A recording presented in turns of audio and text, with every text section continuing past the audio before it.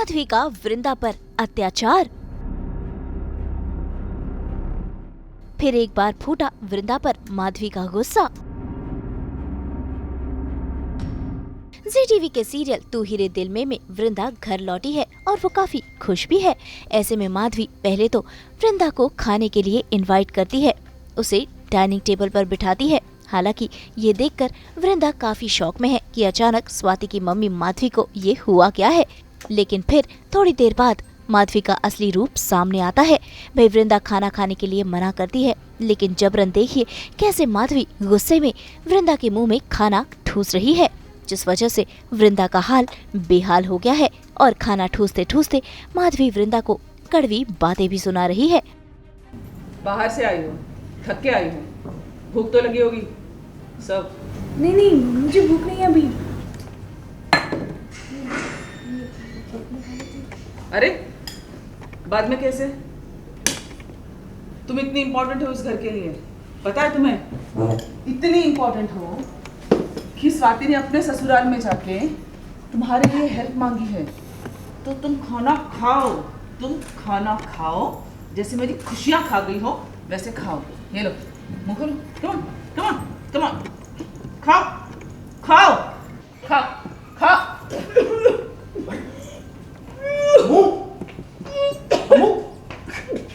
क्या हुआ? पानी पी। क्या हुआ इसे? अम्मू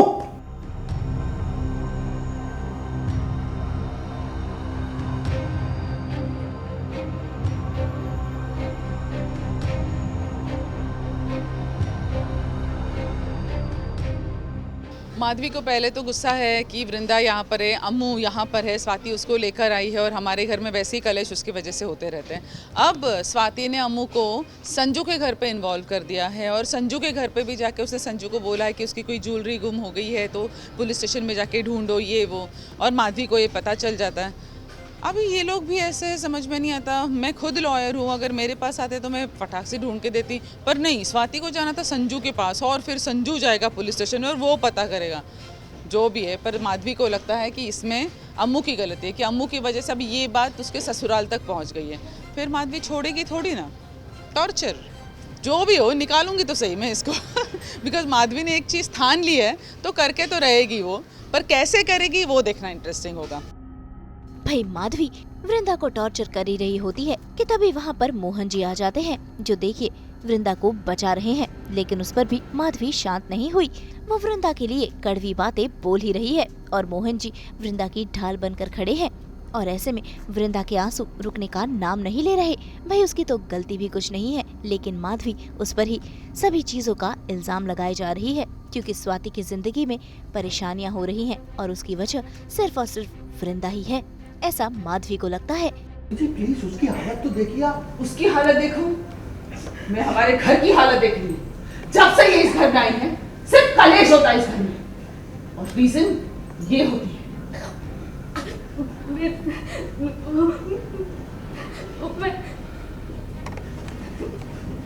प्लीज रो रही है वो। मैं भी रो रही हूँ मोहन जी। आपकी ये बेचारी इस घर की भगवान बन चुकी है मोहन जी। आपकी बेटी स्वाति पूजा करती है इसकी, सब कुछ इसके लिए होता है इस घर में। इसके अलावा स्वाति को और कुछ सोचता नहीं है। लेकिन माधवी जी इसने किया क्या है? चुप कर। जब से इस घर में आई है तब से कलेश हो रहे। इस नौकरानी की वजह से हमारी बेटी संजू को पुलिस स्टेशन जाने के लिए कह रही है, और आप मुझे बोल रहे कि मैं शांत हो जाऊं। आपको दिखता नहीं है हर प्रॉब्लम की जड़ है ये लड़की। पता नहीं किस मनहूस घड़ी में स्वाति से उठा कर लेकर आई थी।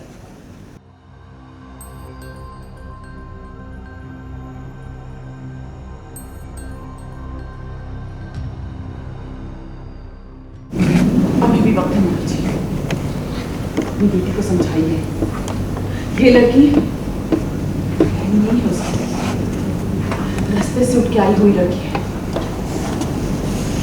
नहीं रुकी ये लड़की उसकी जिंदगी, उसकी खुशियां, उसके रिश्ते सब बर्बाद कर देंगे।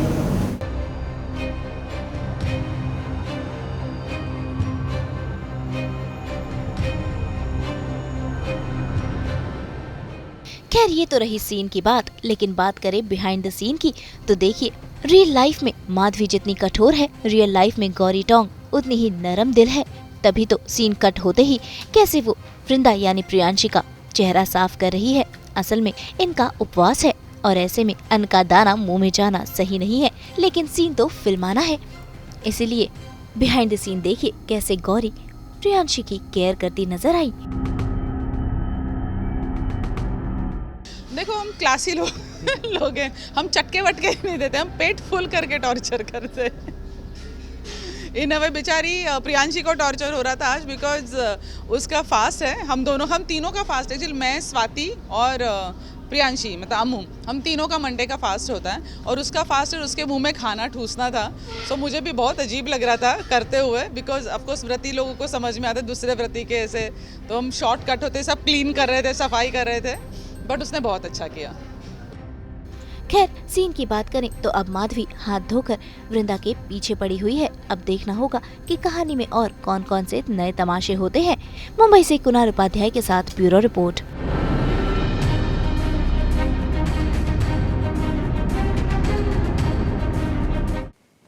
हम तो लेकर ही आते हैं आपके लिए 24/7 एंटरटेनमेंट की गुड न्यूज़। तो अगर आपको ये वीडियो पसंद आया है, इसे लाइक करें, कमेंट देके अपनी राय ज़रूर दें। ऐसे ही एक्सक्लूसिव कंटेंट के लिए हमारे चैनल को सब्सक्राइब ज़रूर करें। अगर आप यही वीडियो फेसबुक पर देख रहे हैं तो हमारे फेसबुक पेज को भी लाइक करें, और हाँ, व्हाट्सएप पर जाकर हमारे चैनल को ज़रूर फॉलो कीजिए ताकि आप न मिस करें एंटरटेनमेंट का कोई भी अपडेट।